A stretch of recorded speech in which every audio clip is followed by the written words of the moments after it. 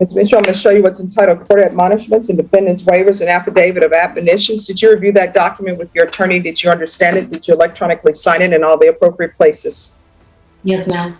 Did you understand the state is proceeding on the lesser included offense of manslaughter? The range of punishment for that offense is anywhere from... That's not a light charge. This isn't just probation talk. Even on a lesser offense like manslaughter, 2 to 20 years is serious time. But here's the twist: the state's offering probation. Why? Let's keep going. 2 to 20 years in prison and up to a $10,000 fine. Did you understand? Yes, ma'am. Showing you what's entitled Plea Bargain Agreement page. Did you review that page with your attorney and did you understand it? Yes, ma'am. According to the agreement, the state is proceeding on the lesser included offense of manslaughter. They're asking that your punishment be assessed at 10 years in the prison. There's a $1,500 fine, and the state recommends community supervision. Did you understand that to be the plea bargain agreement? Yes, ma'am. Next, I'm showing you outside the plea bargain agreement. The state is requesting that your community supervision be for a term of 10 years. There'll be a TAP evaluation, parenting classes, and CPS compliance. Did you understand those are recommendations from the state and the court does not have to follow those recommendations? Yes, ma'am. Then to the lesser included offense, how do you plead? Guilty, not guilty, or no contest? No contest. State any evidence to support the defendant's no contest plea? State offers Exhibit 1. Any objection? No objection. All right. Defense, anything you want to say on behalf of your client? Yes, we just ask that you follow the plea bargain, please. All right. Someone want to tell me why did this happen? Are you asking why she was a part of the offense? The offense, yes. I mean, I read the police report. I always want to know, what were people thinking? That pause says everything. She knows she's on thin ice. And in court, hesitation like this doesn't go unnoticed, especially when your freedom is on the line. Kelly? I don't know. I was scared. All right. If you drug tested today, what are the results going to be? I'm clean. All right. Have you ever used drugs in the past? In the past, yes. What have you used? Marijuana, meth, and shrooms. All right. And this CPS compliance, is there an open CPS case? Yes, Your Honor. She is in compliance as we speak. How old are your children?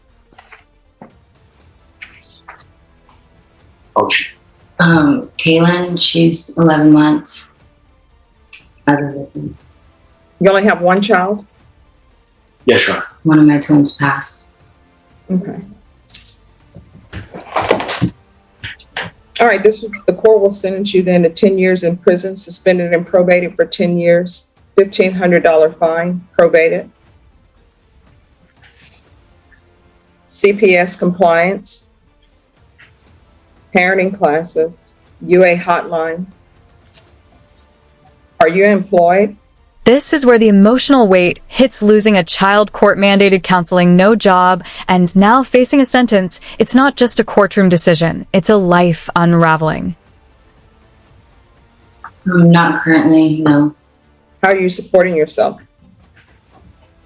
Well, my family's been helping me out. How old are you? I'm 28. I just lost one of my twins, so I've just been trying to do the grieving counseling and stuff. So you're receiving counseling for that? Mm-hmm. All right, I'm sorry that happened. All right, this is what the court is going to do.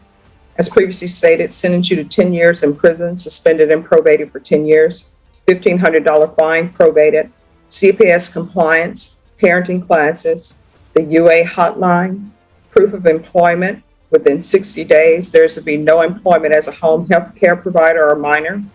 And if there is a counselor, Mr. Piddle, who says that at this point in time she's not able to work because of the tragedy, they'll need to provide proof of that to probation. We're going to want field visits 2 times per month, random. There's to be regular reporting by Zoom or in person. Probation, is there anything else that Ms. Mitchell needs? No, ma'am. Ms. Mitchell, is there anything else that you need from the court in order to be successful? No, ma'am. All right, we can go off the record. Ms. Mitchell, you're going to have to start making better choices in your life. Otherwise, you may find yourself in prison. Do you understand? Yes, ma'am. All right. Are you Brianna Mitchell? Yes, ma'am. All right, I'm showing you what's entitled Motion to Revoke Community Supervision. Did you review that with your attorney? Did you understand it? Yes. Are you the same Brianna Renee Mitchell who was placed on community supervision in 2020 CR 4098A?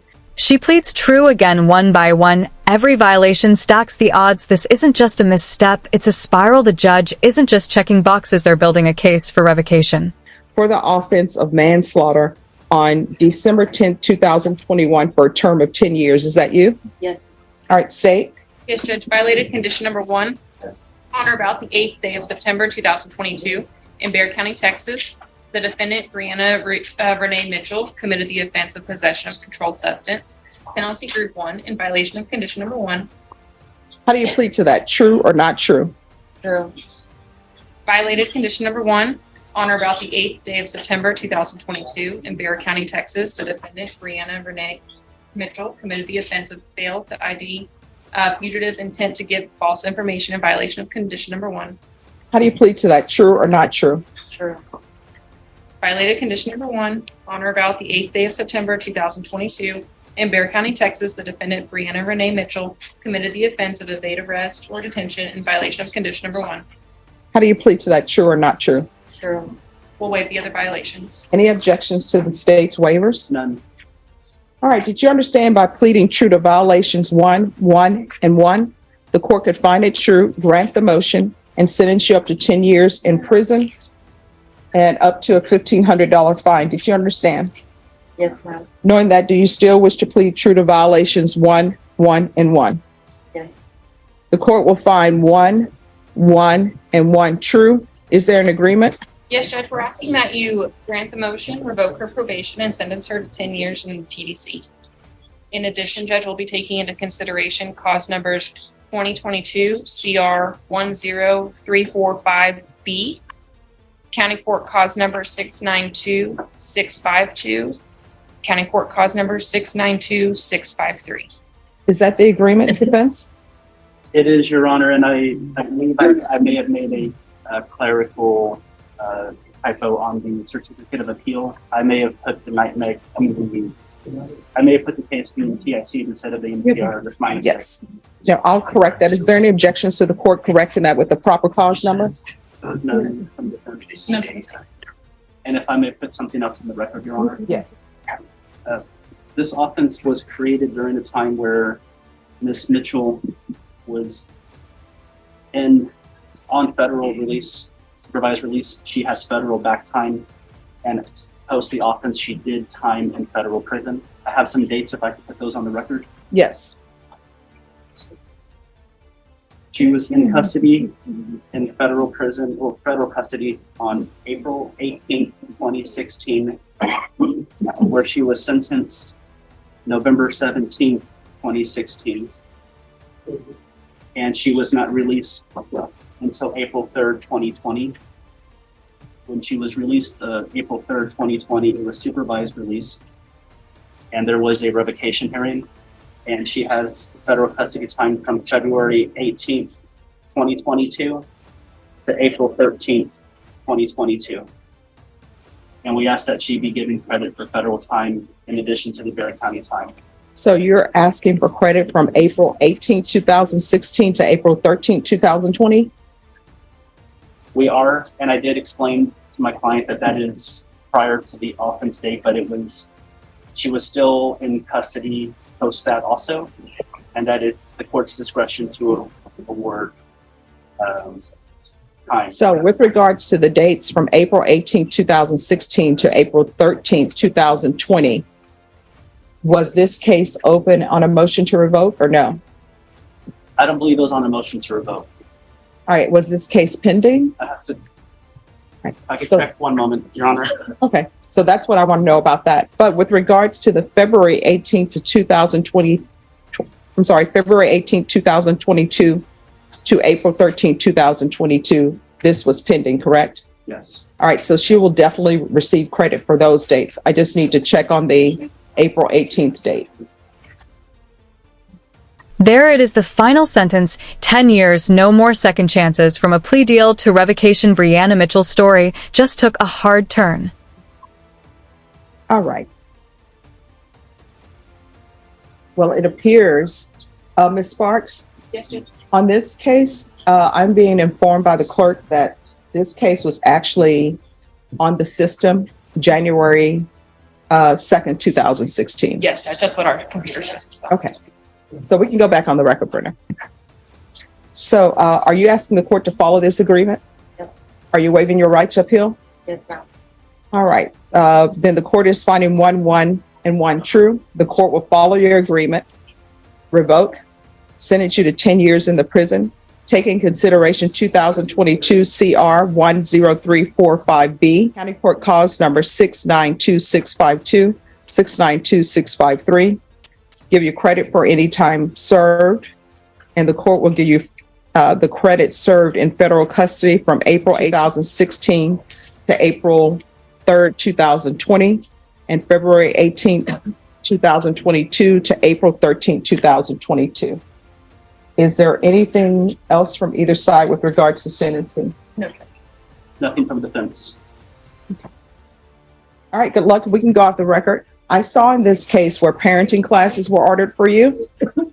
So here's the thing. Someone else is taking care of your child.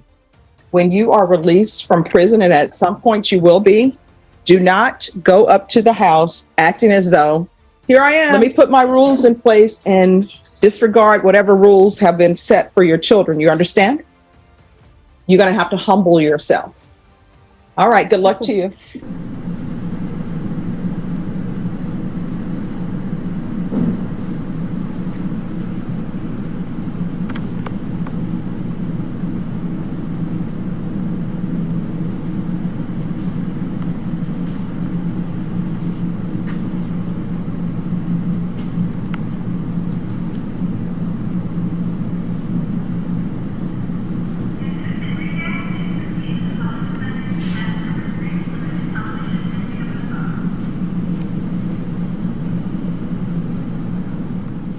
And now the full picture emerges. She wasn't just along for the ride. That drive-by wasn't random. It was a setup, a grudge, a getaway car, and a man killed in cold blood and after years in federal custody back.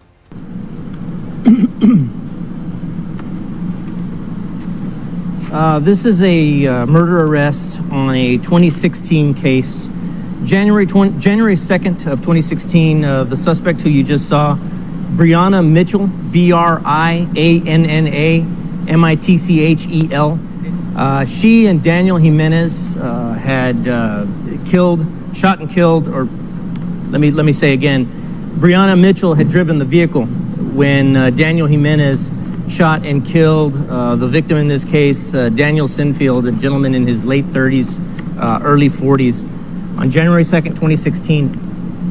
It appears that this was stemming from an earlier disagreement between the other suspect in this case and the victim, Mr. Sinfield, where Sinfield had actually fired a weapon in the general direction of Jimenez, the suspect. Later, a couple of days later, the suspect engaged the help of this other suspect, Mitchell, in driving him over to a residence where Daniel Sinfield was located.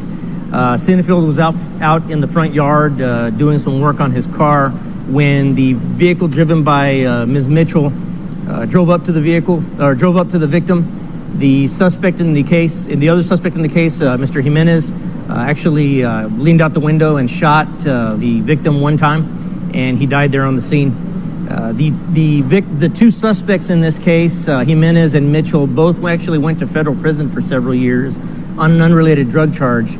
Ms. Mitchell just got out of federal prison this past week, and she and Mr. Jimenez were both indicted for the murder case. The other suspect in this case, Mr. Jimenez, is due to get out of federal custody in 2021.